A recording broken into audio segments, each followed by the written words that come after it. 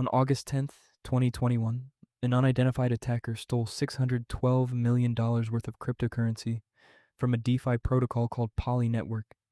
And what happened over the next 2 weeks was stranger than anything a screenwriter would pitch. The money came back, the hacker got offered a job, and the whole time nobody actually caught him. This is the story of the biggest crypto heist in history, and most people who've heard of it still don't know what actually happened. Not the real technical cause, not how he got traced before the hack even finished, not the part where $250 million sat locked in a vault that only he could open. So let's go through it properly, because every detail in this story connects to the next one in a way that makes the whole thing make sense. Poly Network is a cross-chain protocol, basically a bridge that lets you swap one cryptocurrency for another across different blockchains. Think of it like a currency exchange booth, except it's automated, it runs on code, and on that August morning, it was holding over $600 million in assets. The hacker found a flaw in that code, and what he did with it was technically precise, in a way that most coverage completely glosses over. Here's what the bug actually was, because it matters. When Poly Network's smart contracts executed a method, they converted the method name into a Solidity method ID, a 4-byte unique identifier. That ID is generated by hashing the method name and then taking only the first 4 bytes of the result, which opens it up to collisions. A collision means two completely different function names can produce the exact same 4-byte identifier. For example, the legitimate privileged function put cur_epoch_con pub key, bytes open, parenthesis bytes, close parenthesis, and a meaningless string like F1121318 093 open parenthesis bytes, comma uint64, close parenthesis, generate the exact same function signature. The hacker didn't break any encryption. The Solidity method ID that put cur_epoch_con pub key bytes had 0x41973CD9 was the exact same method ID that the attacker supplied method name resolved to, which meant the attacker was able to upload his own public key and gain full control over the Ethereum funds. He essentially found a naming coincidence buried inside the code and used it to impersonate the system's own administrator. That's the whole trick. Not a brute force attack, not a password crack, a 4-byte naming collision in Solidity that nobody had noticed.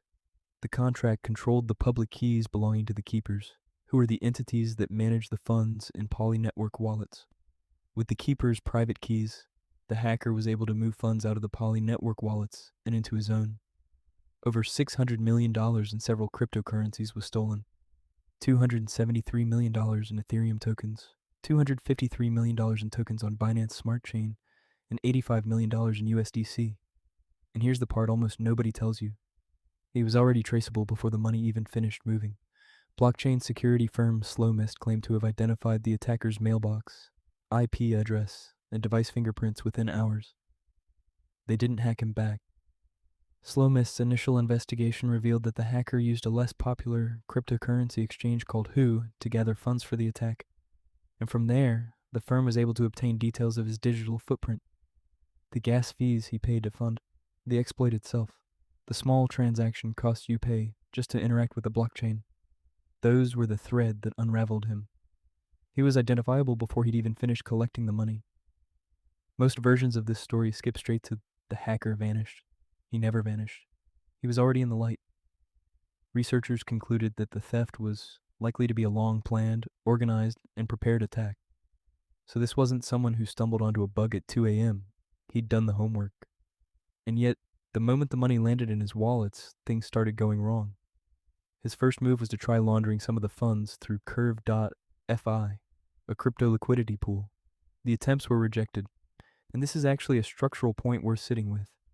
A public blockchain is one of the worst possible places to try to launder a huge sum of money.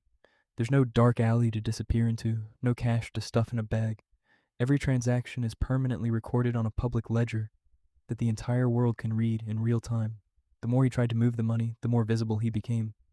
Tether was the swiftest to respond, blacklisting the stolen USDT worth $33 million. No court order, no police involvement.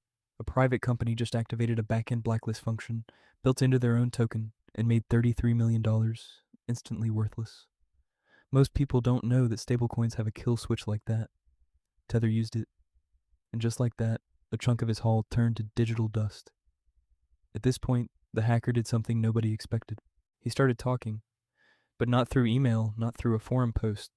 He held a Q&A via Ether transaction notes, writing messages inside the data field of crypto transactions themselves. Reporters had to decode raw blockchain transaction data to read his answers in real time. It was an interview conducted entirely on-chain, on a public ledger, visible to anyone who knew where to look. He claimed he did it for fun.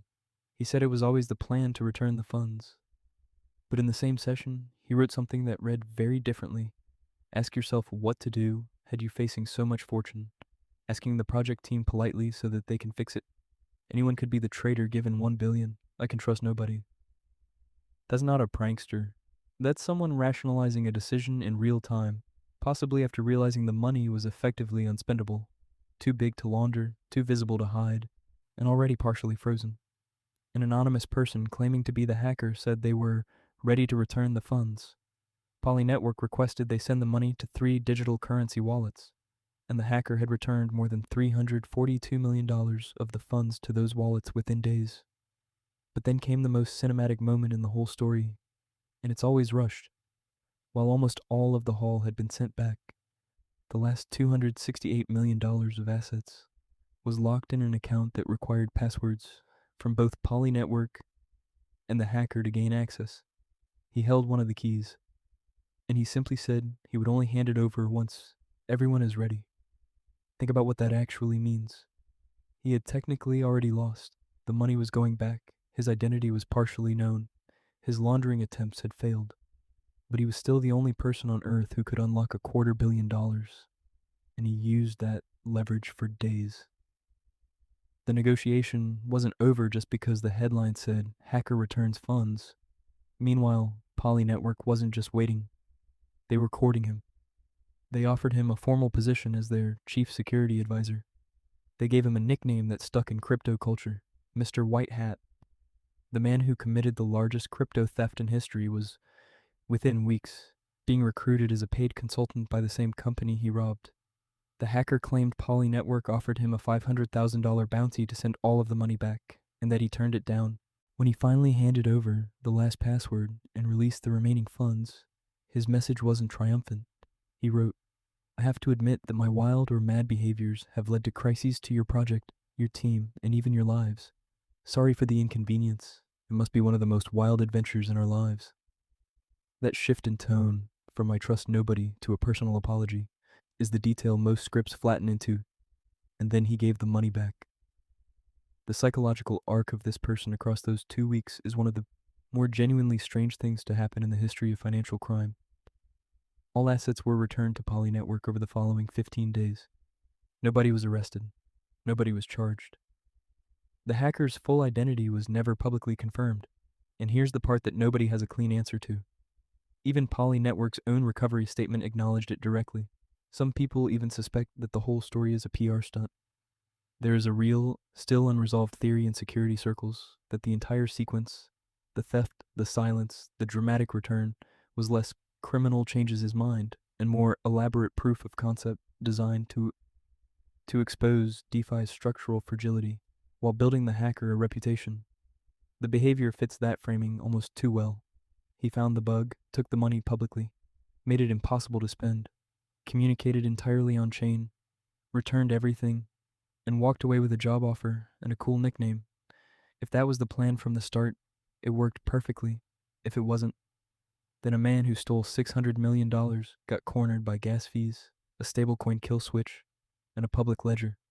And the most rational thing he could do was give it all back and pretend it was intentional. Either way, the story ends in the same place. The money's back, the hacker's free, and the vulnerability he found is now one of the most studied exploits in blockchain history. If this kind of story is what you're into, the technical details, the psychology, the parts other people skip, there's a lot more where this came from on this channel. Drop a comment with what you think actually happened. Genuine white hat, cornered criminal, or something in between. Subscribe if you want to be here for the next one, because the rabbit holes only get deeper.